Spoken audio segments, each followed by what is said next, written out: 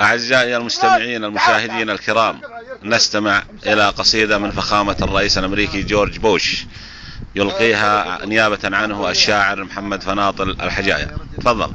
يقول الرئيس بوش بعد ما سواه اللي سواه بأفغانستان والعراق وبالأمة العربية، يسولف المستشارين، قال هالأمة العربية ما فاهمة علي.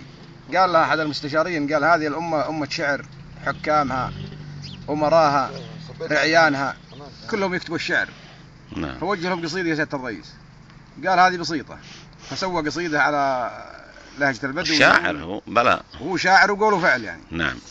يقول الكيف طاب وأضحك الله سني، توديه طاب الكيف وانزاح وعداي، يباول هات من القزايز ودني، ويرامس في الدحضر لنا عازف الناي، وعازف ربابة من الخليج المغني، وقل العروبة كلها تتبع خطاي، وهاتوا لنا ويسكي وبيره وجني، وذ كندليزة رايس هات لنا جاي، أيود لا يكهاف أشرب وغني، وكل العرب تطرب وترقص على غناي، وإذا سأل بي بالولايات عني، أنا على الإرهاب حربي ومبداي، من شرق باكستان دقيت بني، وفي ديرة البشته لنا اليوم كرزاي، أبقارنا في كابلي حو مني، يمنت مفلاهن بسيفي ويمناي، غصبا على الملة عمر يرتع عني، والطالبان قصيتهم عنه قصاي، وبالراف دين بقارنا يسرح عني، وسيف العرب مسجون ما بيده الراي، صدام في سجني وارعه يوني، من عقب ما هو للعرب كان حماي، جبناه بالدولار ما هو تمني، خلوه ربعه بين بايع وشراي، وهذا جزل الأمرنا ما يصني،